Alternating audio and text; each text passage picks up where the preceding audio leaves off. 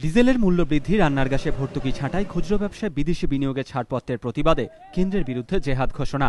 প্রতিবাদের ভাষা সেই চিরাচরিত ধর্মঘট। এনডিএর পর এবার একই পথে বামেরাও। বৃহস্পতিবার বাম আর এনডিএর জোড়া ধর্মঘটে ফের চরম হয়রানি হতে চলেছে সাধারণ মানুষের। শনিবারই 24 ঘন্টার ভারত বন্ধের ডাক দেয় এনডিএ। এবার একই দিনে 12 ঘন্টার সাধারণ ধর্মঘটের ডাক দিল বামেরা। আমরা আগামী 20শে সেপ্টেম্বর সারা ভারতে যেদিন প্রতিবাদ দিবস পালিত হচ্ছে সেদিন পশ্চিমবঙ্গে সাধারণ ধর্মঘট আমরা পালন করব।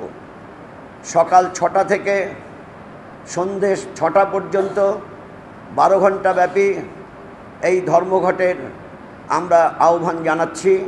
তবে ঘোষিত নীতি অনুযায়ী বন্ধের বিরোধিতায় সর্বশক্তি দিয়ে নামতে চলেছে তৃণমূল সরকার, জানিয়েছেন পঞ্চায়েত মন্ত্রী সুব্রত মুখোপাধ্যায়। সরকারের যে কর্তব্য সরকার তাই করবে।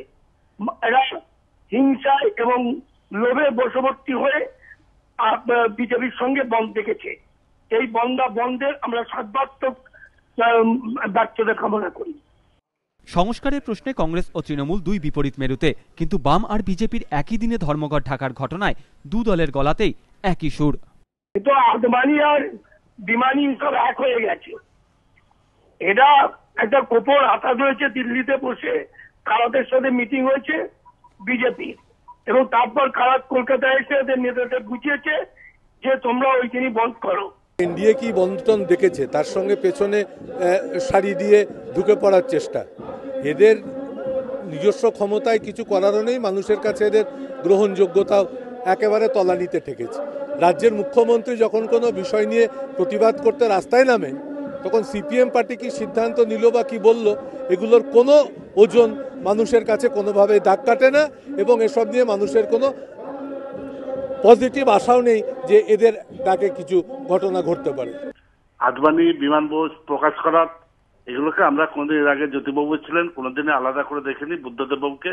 এটা আমরা এর মধ্যে অস্বাভাবিকত্ব দেখিনি। এটা সিপিএম এর অতীতেও তারা করেছে, এখনো তারা তার পুনরাবৃত্তি করছে। তবে কংগ্রেস এই শক্তিকে যুক্তভাবে মোকাবিলা করবে। সিপিএম এবং বিজেপির এই অশুভ আঘাতকে কংগ্রেস এবং জাতীয়তাবাদী মানুষ, ধর্মনিরপেক্ষ মানুষ সেগুলো সঠিকভাবে মোকাবিলা করবে। কেন্দ্রের সিদ্ধান্তের প্রতিবাদে বৃহস্পতিবার দেশ জুড়ে সাধারণ ধর্মঘটের ডাক দিল এসইউসিও। বিতনু চট্টোপাধ্যায়, এবিপি আনন্দ, কলকাতা।